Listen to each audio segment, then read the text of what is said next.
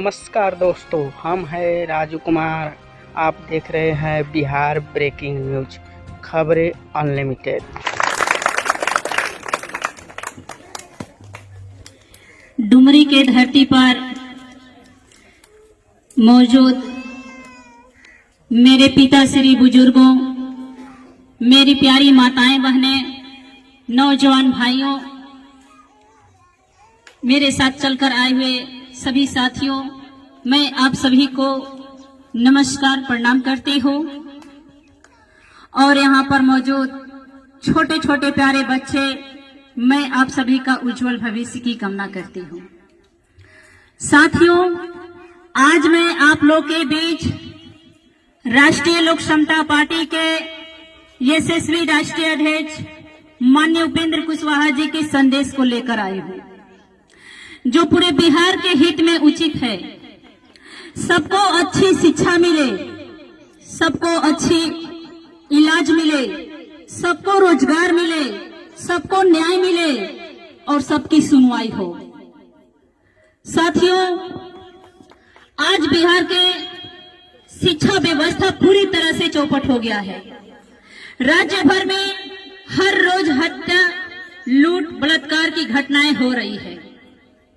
राज्य सरकार की सत्ता से जनता अब उब चुकी है। हम सबों के नेता माननीय उपेंद्र कुशवाहा जी ने शुरू से ही शिक्षा में सुधार को लेकर के आवाज उठाते आ रहे हैं, क्योंकि विकास का रास्ता शिक्षा से ही खुलता है। गरीबी, बेरोजगारी शिक्षा के अभाव में बढ़ रहा है। इसलिए शिक्षा में सुधार को लेकर के लगातार संघर्ष करते आ रहे हैं। उसी संघर्ष का हिस्सा ये कार्यक्रम है, शिक्षा सुधार बनाए, बटन दबाने का पहला आधार। साथियों, इसी बीच बिहार विधानसभा का चुनाव है और पार्टी ने निर्णय लिया है कि चुनाव में शिक्षा सुधार को एक मुख्य विषय बनाया जाए और चुनाव में आने वाली सभी राजनीतिक पार्टियों से शिक्षा के बारे में जानने का अब सभी मतदाताओं को हक है। इसलिए 7 सितंबर से 13 सितंबर तक शिक्षा सुधार बटन दबाने का पहला आधार अभियान चलाने का निर्णय लिया गया है। अब सभी मतदाताओं से मेरा अपील है कि हम सबों के नेता माननीय उपेंद्र कुशवाहा जी के निम्न 25 सूत्री एजेंडा का समर्थन करें और ऐसी सरकार चुने जो शिक्षा सुधार करने वाली हो। यही हमारे नेता माननीय उपेंद्र कुशवाहा जी का संदेश है, जो मैं आप लोग के बीच पहुंचाने आई हूं। साथियों, जिस तरह से गरीब, बेसहारा मजदूर भाइयों को जल जीवन हरियाली के नाम पर उनके घरों को तोड़कर बेघर करने की सरकार की साजिश चल रही थी, गरीबों का घर तोड़ा जा रहा था, प्रशासन मुकदमे का भय दिखाकर उनको बेघर किया जा रहा था, सड़क के किनारे सोने के लिए मजबूर किया जा रहा था। उसी बीच कोरोना महामारी के आने के कारण बहुत से लोगों की घर टूटते टूटते बच गया।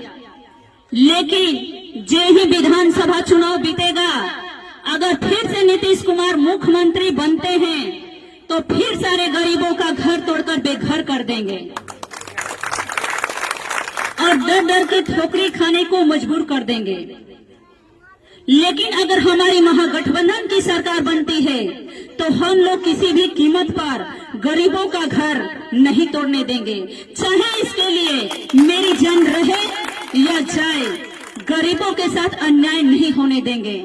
इसलिए मैं आप सबसे आग्रह करने आई हूं कि इस गरीब विरोधी नीतीश सरकार को हम सबको मिलकर इस चुनाव में उखाड़ फेंकना होगा। इसके लिए आप सबको अपना एक एक वोट महागठबंधन के उम्मीदवार को देना होगा। साथियों, देश में ऐसा कोई राज्य नहीं होगा जो लॉकडाउन के दौरान अपने राज्य से दूसरे राज्य में फंसे हुए मजदूर भाइयों को घर लाने की कोशिश ना की गई हो। लेकिन एक बिहार सरकार ही ऐसी थी जो हजारों किलोमीटर दूर अपने घर लौट रहे मजदूर भाइयों को बिहार के बॉर्डर पर ही रोक दिए, उनको अपने घर नहीं पहुंचने दिए। बहुत से ऐसे लोग चलते चलते भूखे प्यासे अपनों से मिलने की उम्मीद में अपनी जान गंवा दी।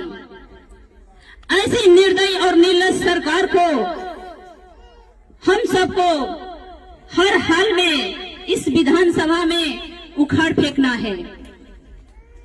इसके लिए इन्हीं शब्दों के साथ आप तमाम लोगों से इस भ्रष्ट सरकार के खिलाफ एकजुट होने की अपील करते हुए मैं अपने बातों को खत्म करती हूँ। बदले सरकार, बदलेगा बिहार। जय नौजवान, जय किसान।